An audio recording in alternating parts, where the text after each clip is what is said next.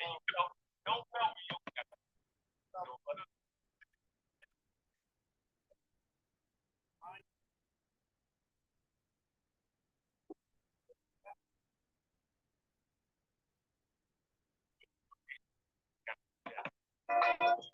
you feel on my body.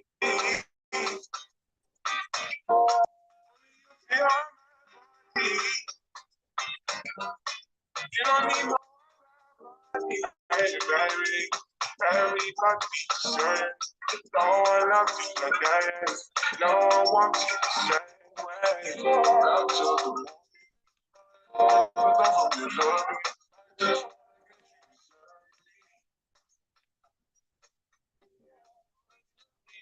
Give me all you need. Give me all you give me all you need. Give me all you need. Give me all. Make I give you all you need. Every touch you need. Give you all. Make I give you all you need. You don't need no other body. You don't need no other body. Only you feel on my body. Only you feel on my body. Only you feel on my body.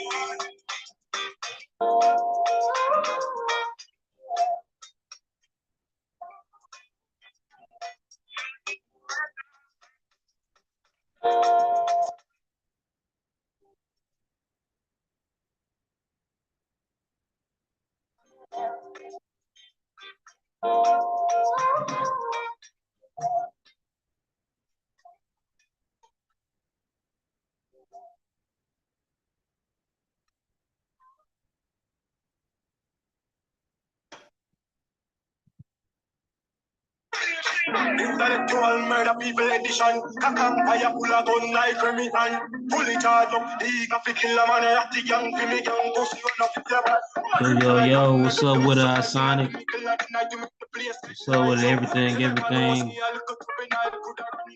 Dr. Banoob in the building. Peace. If your energy coming right. Welcome to the Al Jaheez podcast, y'all. I ain't gonna be too long tonight. Gonna be a short show. You know what I'm saying? I'm gonna get straight to the point. We'll continue on the Bantu migrations. You know what I'm saying? Talk about the early southern movement migration from from 3500 to 2000 BCE. We're gonna continue it on. Gonna keep continuing on the next week and after next week. But tonight I'm gonna get to the first phases or the first couple stages of the Bantu migration.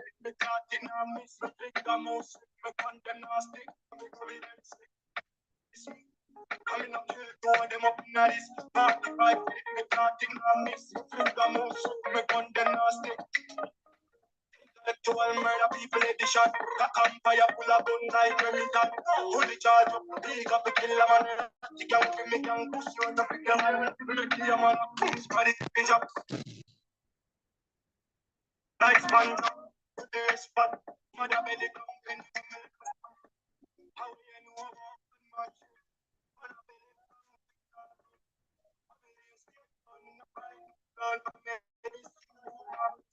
How you know about gun man shoot?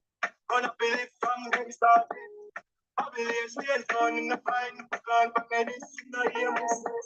You must be sick. And I 17, I jump in at this. 45, me caught in a miss. I think I'm more sick. Me gun them not stick. I think I'll be very sick. Yeah, I forgot to, bro, but I gotta find a space for quiet. I got a big family, man. And I be busy. I work a lot too. But I'm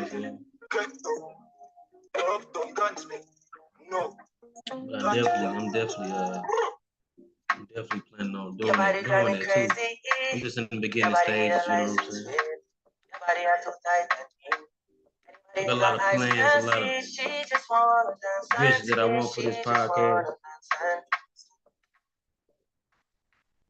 Cash, I'm gonna drop the cash app in the chat too. Anybody want to support my channel.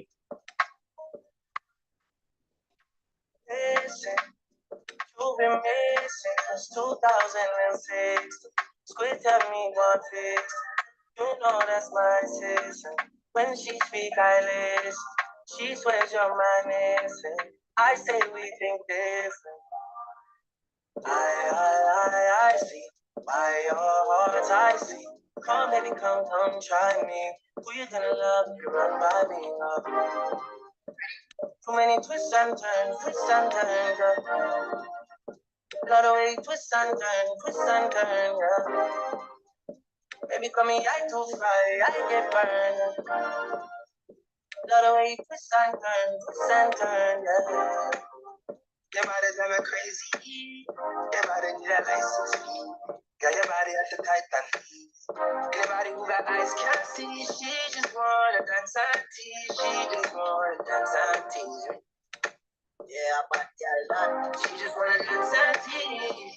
She just wanna dance and tease. She just wanna dance and tease. Yeah, happy spring solstice, y'all. Dance and tease. You feel like the Highland breeze. You know what you want and need. Then over up and speed. You used to say you need no love. You used to say you need to grow up. I know you know. Say you want to get that go. I know you know. You want wine fast when you wine slow. Remember the first time when you get freaked, when you get none. Before that we are chill with no.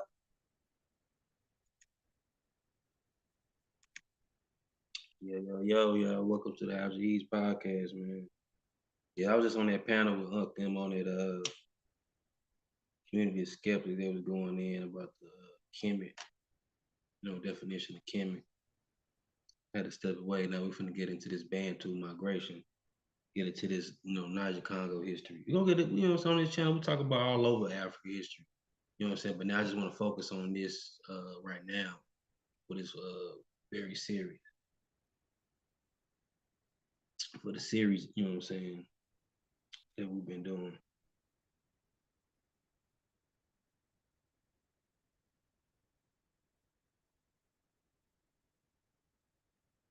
Oh yeah, I gotta give me a PayPal too. I'm gonna throw me a PayPal. I'm gonna give me a what's that called? Patreon too. I set my Patreon up. People could, really could start to support the channel more in that way. So I can start more animations and a lot more stuff, you know what I'm saying? Maps and everything for the channel. Different, a lot of different, unique visuals.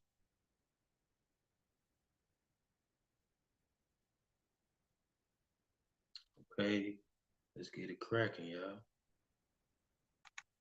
It's not gonna be too long, you know what I'm saying? I just want to get to the point. Then gonna continue this on, next week.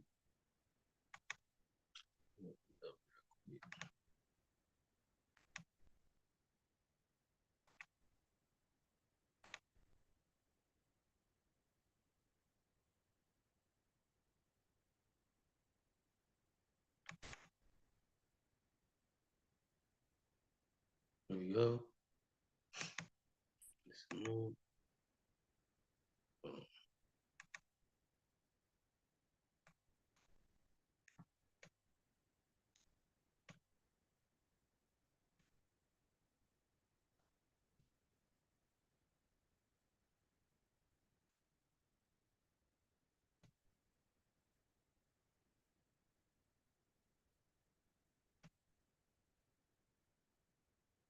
There we go.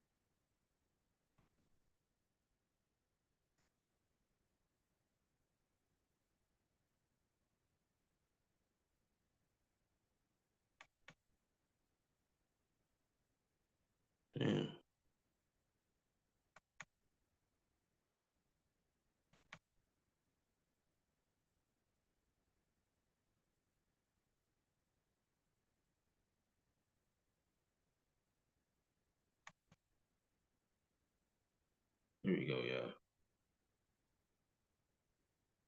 I can see my screen.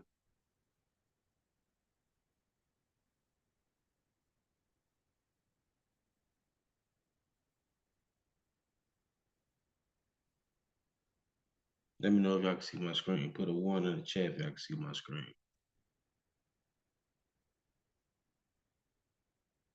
Okay, y'all can see it. I know y'all can see it.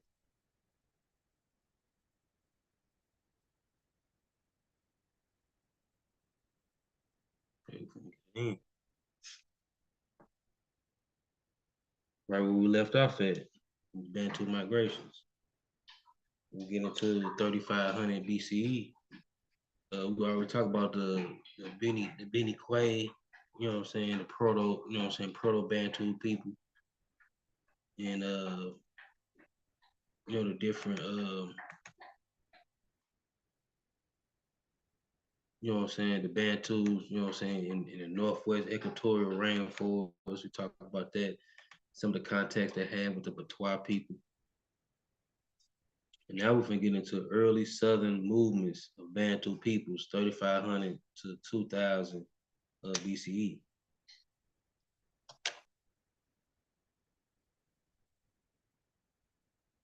Okay.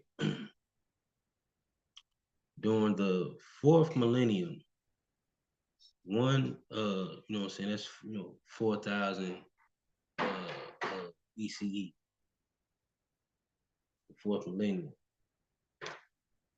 And that's going into the 3000, you know what I'm saying? Because, like in the BC era, time is counted down backwards. And they say early southward movements of Bantu peoples, 3500 to 2000 BCE. During the fourth millennium, one small grouping of Bantu appeared to have taken up a new waterside uh,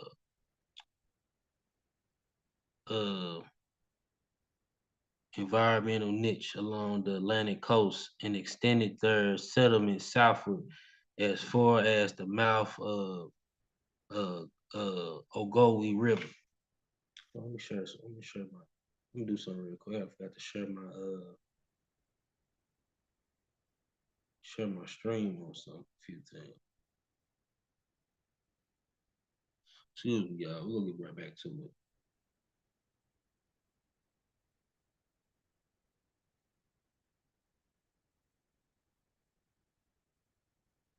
I'm finna get right back to it.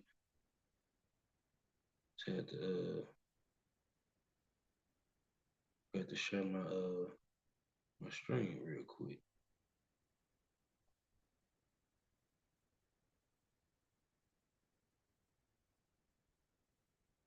Okay, there. Now we good. Okay, I'm gonna start from the top. During the fourth millennium, one small group of Bantu appeared to have taken up a new waterside environmental niche along the Atlantic coast and extended their settlement southward as far as the mouth of Ogowe River. For another several hundred years, the rest of the proto-Bantu communities continue gradually to expand their territories and strengthen their mastering of rainforest world into which they increasingly move. By 3000 BCE, the lands of these communities cover a variety of areas around the Inyang River and the lower Sanaga River in southern Cameroon. Then, in the first half of the third millennium, for reasons we do not yet know, relatively rapid and far-flung expansion of Bantu began. Bantu settlers passed eastward out of the Inyang River country crossing first into the areas drained by the upper tributaries of the Sangha River, and then flowing those rivers southeastward toward the confluence of the Sangha with with the Congo River. And I'm gonna have to show y'all some. I'm gonna have to give y'all some visuals too, man. Cause I gotta take some pictures. I got some stuff in the book, actual book, physical book. I can't find a physical copy of it. I mean, I can't find a digital copy of it. I would have showed y'all on the screen. But I gotta show y'all. I got a couple books. I'm gonna show y'all. There's some good maps on this in this book too, but it don't really show y'all like the detailed rivers. I need to show y'all because they talk about like the Bantu migration. Heck, in the actual book I got, they actually show like the detailed, like the different rivers, the different river systems that I'm talking about now.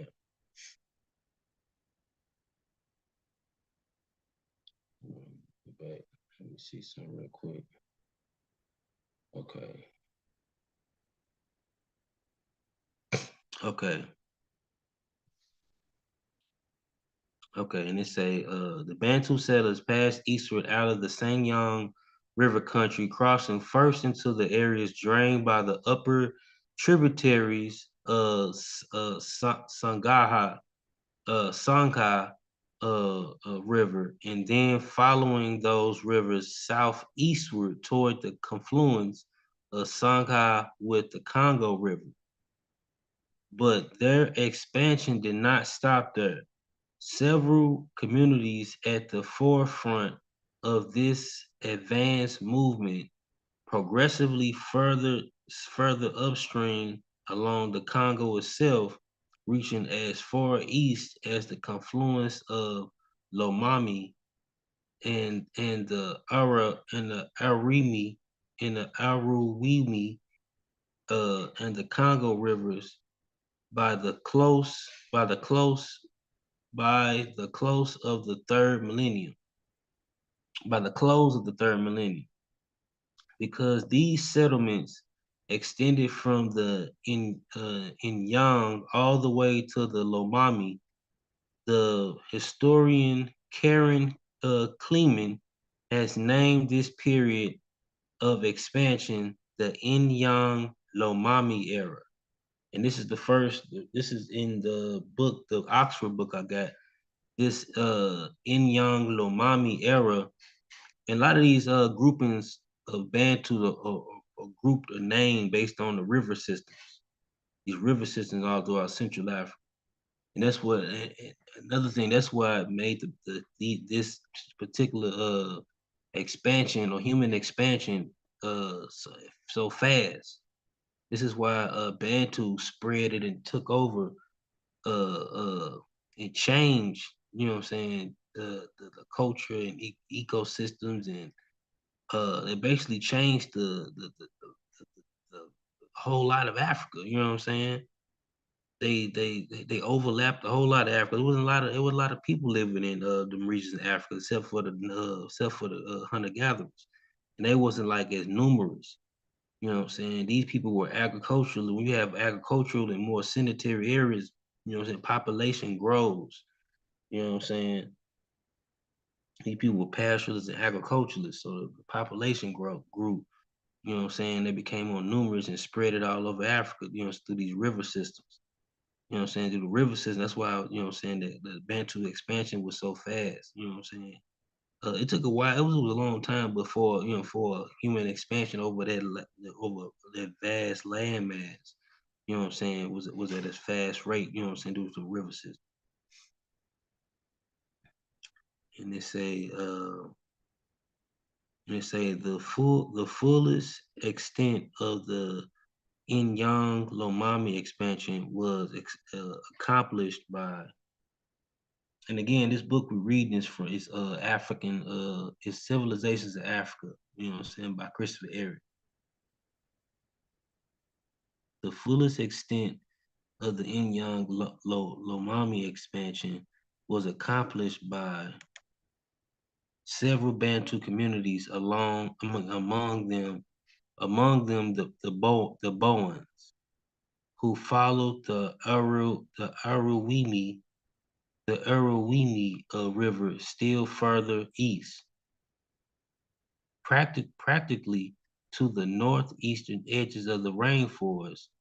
Boat building skills of Bantu speaking artisans surely goes far towards accounting for the ease of the relative rapidly with each of the various in long Lomami communities follows the rivers eastward, even if it does not explain why their expansion began in the first place. So you're saying that, I'm saying they didn't explain really saying why they did the expansion, but it's saying they know for sure they use these river systems. That boat and that wood boat carving, they go all the way back to the Niger. You know what I'm saying? Like Niger Congo people all the way up north in the Niger. You know what I'm saying? Because these people are really Sudanic people. You know what I'm saying? West Sudanic people. These Niger Congo population.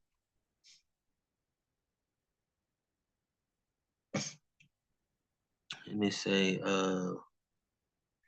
in young Lomami communities follow the rivers eastward, even if it does not explain why the expansion began in the first place. The early Bantu settlers of the equatorial rainforest brought most features of their agricultural way of life along with them. They continued to focus their cultivation on yams and oil palms, and goats and guinea fowl remained significant food sources. In addition, they were skilled fisher folk. Cows did not prove abnormal to the equatorial rainforest. However, and although the Inyang Lomami communities continue to raise crops better adapted to the woodland savannas, notably black-eyed peas, bottle gourd, flute pumpkins, and African groundnuts, they must have grown them particularly in the natural patches of the savanna within the forest. Where they had like, the forest had little patches of, grasslands. Because they come from these savanna areas, what I'm saying, further north. You say they had goats, but West Africa is what I told y'all, like, even before they had domestic goats, what I'm saying, Niger Congo people tame, what I'm saying, wild Barbary sheep, what I'm saying, that's right, kind of sort of more related to like antelope, what I'm saying, different antelopes and stuff. But antelopes are basically wild deer. I mean, not wild deer, wild goats. You know what I'm saying? Antelopes are basically wild goats. You know what I'm saying? The goat is nothing. A goat is really a domesticated antelope.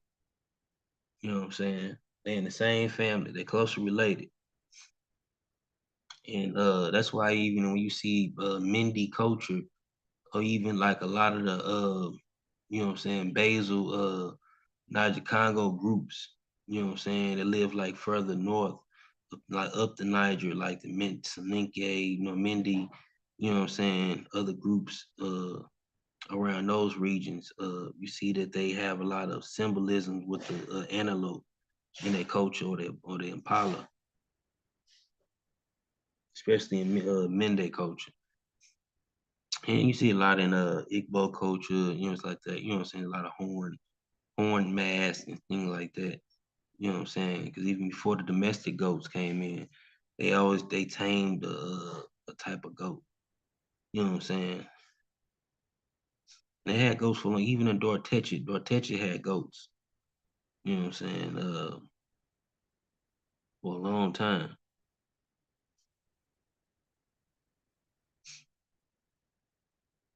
And they had the guinea fowls too. You know what I'm saying? Guinea fowls is like a chicken. You know what I'm saying? It's like a wild chicken. And they say, and also the guinea fowl is also the symbol they use for the term Nahesi, which means southerner in Egypt. You know what I'm saying? I guess because, you know what I'm saying, that, it's also found, the guinea fowl or the Numidian guinea fowl is also found in Sudan as well. And they say yams, oil, palms, goats, and guinea fowl remain significant food sources. In addition, they were skilled fisher folk. Cows did not prove adaptable to equatorial rainforests. However, and although the Inyang Lomami communities continue to raise crops better adapted to woodland savannas, notably black-eyed peas, bottle gourds, and flute pumpkins, and African groundnuts. They must have grown them practic- uh, uh, uh, practically. I'm sorry. They must have grown them principally in the natural patches, uh, uh, in the natural patches of the savanna within the forest.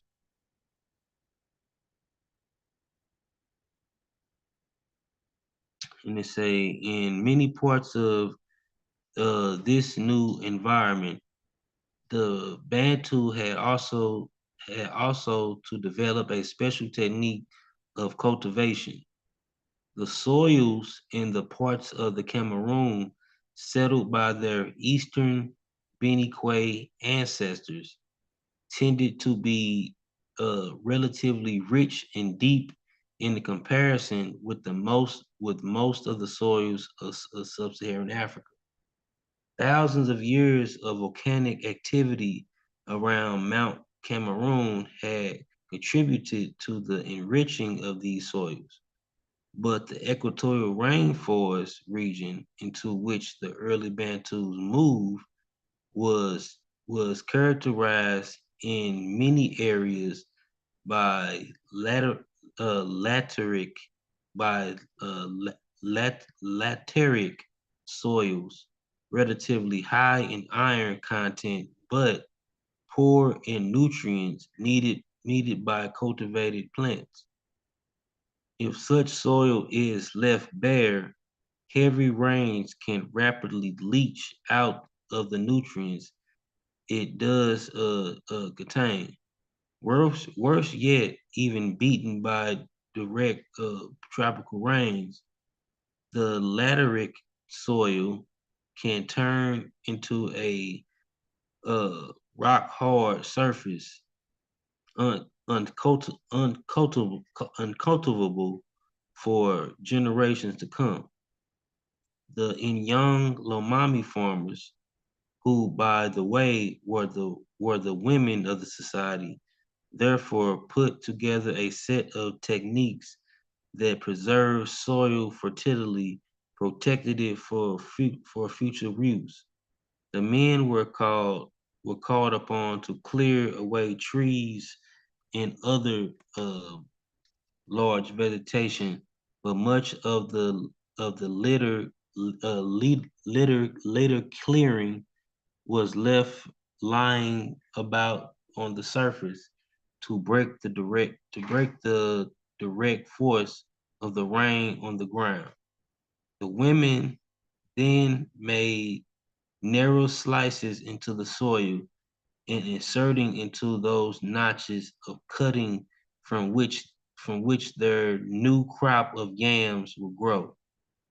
The tool they used to cut into the soil may have been the polished stone axe, the same tool used to make the clearing in the first place.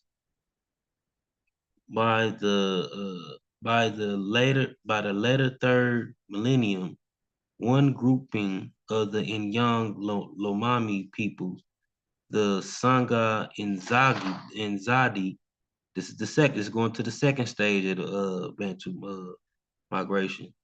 By the Saga Nzadi, initiated a second major period of expansion.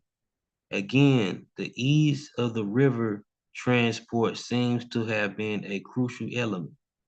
The original Saga Nzadi society emerged along those in Yang Lomami who had settled along the lower course of the Sangha River.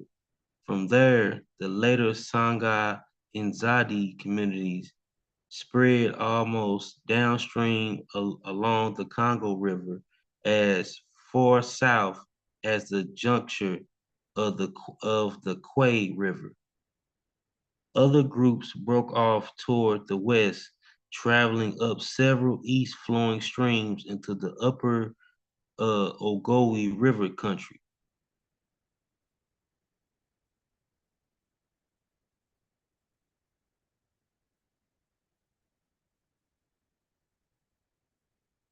Okay, man, that's what we got. You know what I'm saying for us. The second migration. So uh I'm gonna get into the new Bantu settlements 2000 to 1000 BCE.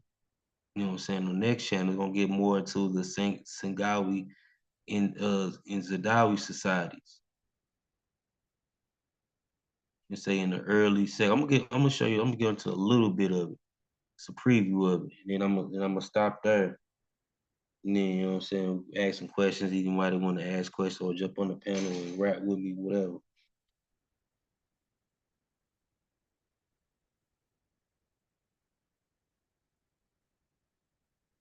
Okay.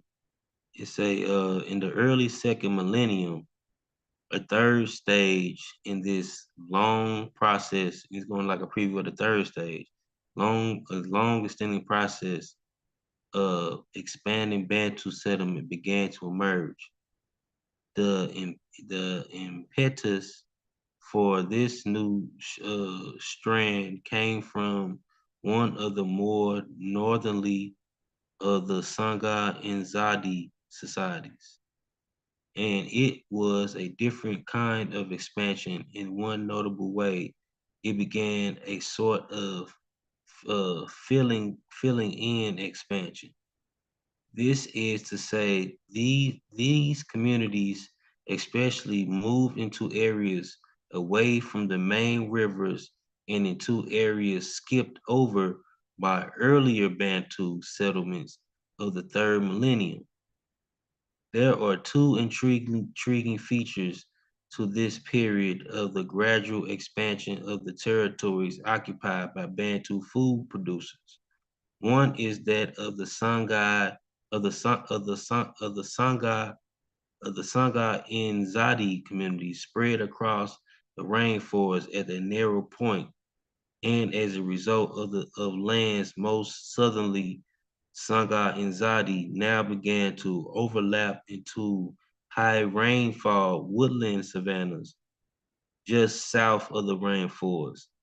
This environment was more naturally suited to the yam and the oil palm. I think they finna get into the Savannah Bantus. Because the Savannah Bantus branched off of them. Yup, there is. Proto Savannah Bantu, yup. So they're gonna get into next. And that book I got, I'm gonna try to get into that book too. I got from Oxford. Uh book I got right here. Oxford book. I gotta take pictures out of the book and show. I got maps in this book too. About the Bantu. You know what I'm saying? Oxford print. Good book. It's a lot of this in this Christopher Eric book. Is sourced. This book actually is sourced. It's a source for a lot of this. What we read now, but it just got more detail in the other book.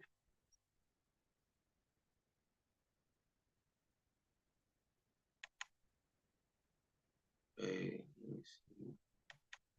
Stop sharing.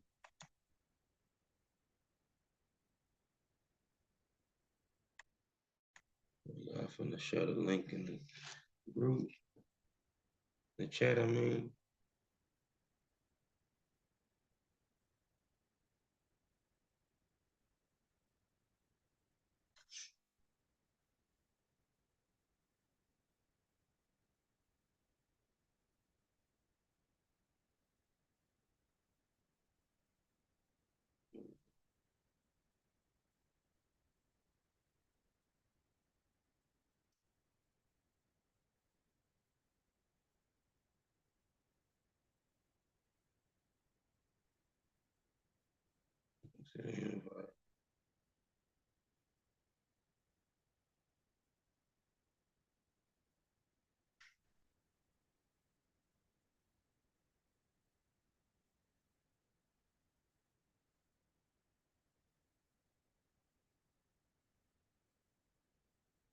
Drop the link.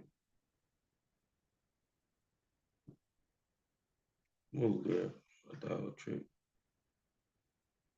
Broke my face. Come on, somewhere.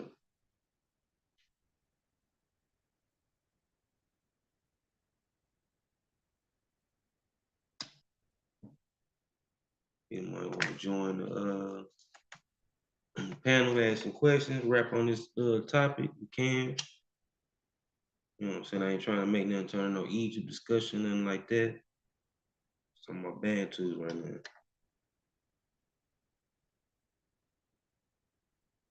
We get to other stuff on Africa too, though. Yeah, but we have free for all. It don't matter. I put my subject in the place. This is a part of the free for all segment of the show.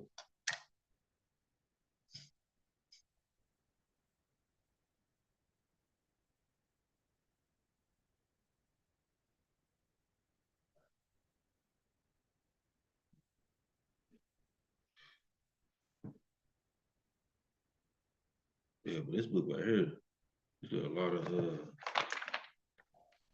maps in here, man.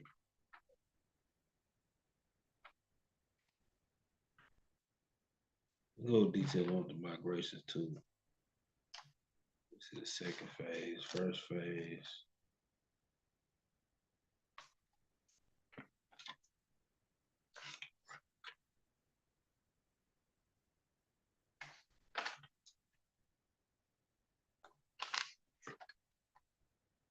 It's crazy how even though the Bantu they couldn't grow crops in certain areas, what I'm saying, the rainforest areas, they made a way. So they cutting them trees down. They made the trees cover over certain soils to make it soften up so that, what I'm saying, so that sun will harden it up and they grew, grew the yams that way.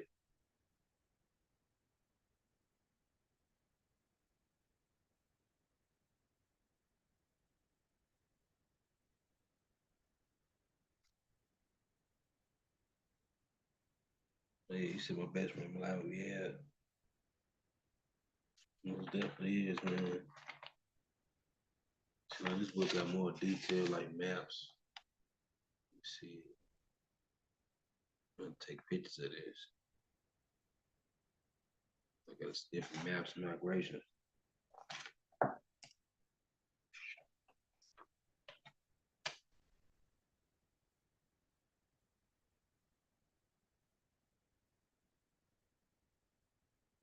Yeah, say the Zaga, I'm saying? The Sanga and Zadi, they talking about the same people in here. The Sanga and Zadi was an offshoot of in Young Lomami. We was mentioning them already, the Lomami, the In Yang Lomami group.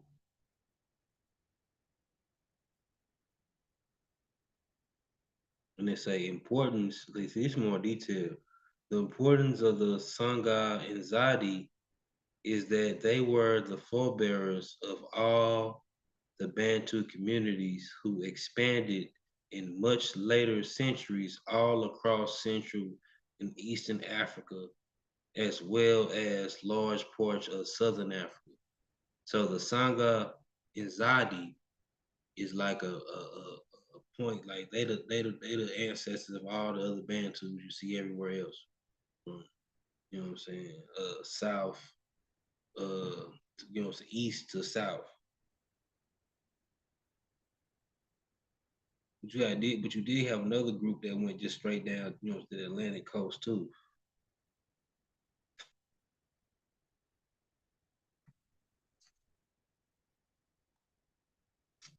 We will have to get into this book too. I'm gonna probably break this book. Probably to break this book down like in a slideshow, all of the different stages. Yeah, next we're going to go into the Savannah Bantus. The Saga, because the Savannah Bantus branch off of the Saga Inzadi people or Bantus.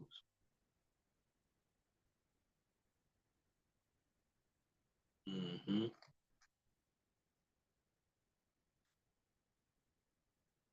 The Proto Mashariki Bantus, and them gonna be like them more the Eastern Bantu or the Great Lake Bantus, which they come from the Savannah Bantus.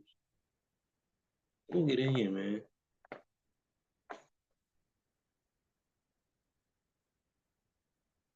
We'll get it in, man. I see nobody want to join the panel, but if not, I'm gonna shut it down.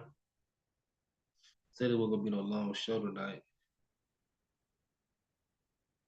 Spend a little time with my wife, go to bed. You know what I'm saying? Chill out, probably watch a movie or something.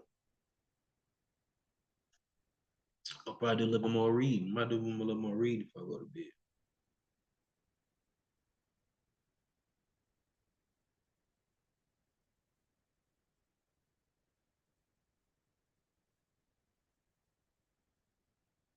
Yeah, right on, brother, my dude. I understand, man. This is why we had a misunderstanding, though, man.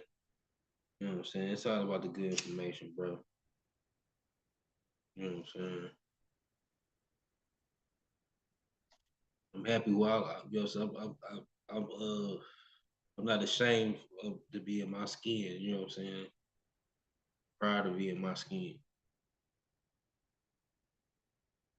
Because any human should be any human species, any human being should love themselves and know how to respect other. You know what I'm saying?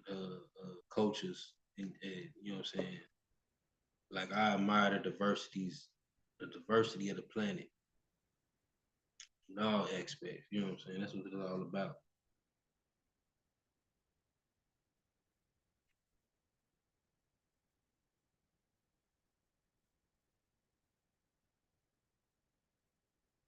Hey, we get that one on one, dog. You definitely can.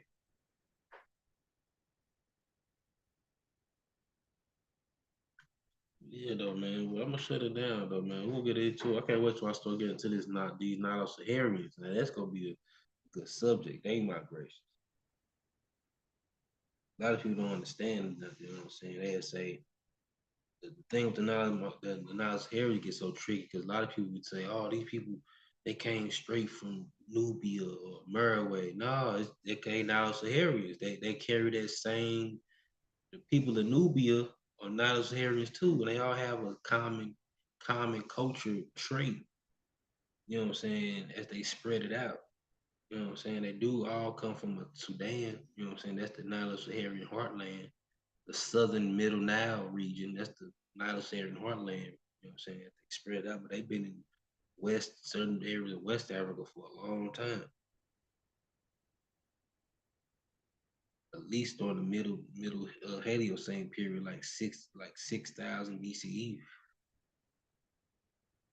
He was sort of around like 85, probably like 8,500 BCE in certain areas, especially with the aquatic tradition.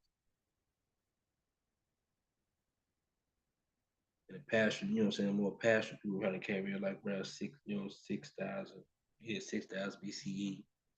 The Tenarians, Keithians, Tenarians. The Keithians was Nilesarian, the Tenarians were Nilesarians who were more pastoral and mixed with the Onanian culture who was proto Niger Congo people in the Green Sahara. Particularly, Onani, they was in the South Central Green Sahara.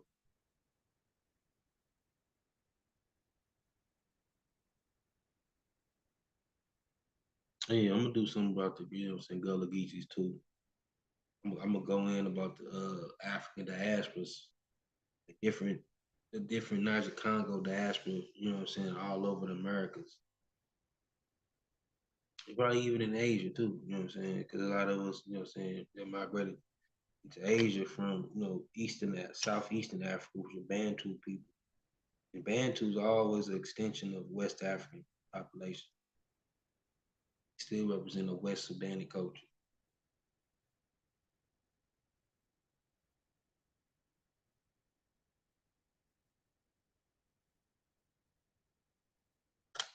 Yeah, though, I'm gonna shut it down, y'all. Peace out, man. Right on for rocking with the Algae East podcast. I'm getting to more some science, you know what I'm saying? I'm getting to some more science subjects like evolution and things of that nature. Really get into some biology. Peace out, man. Right on for building with me.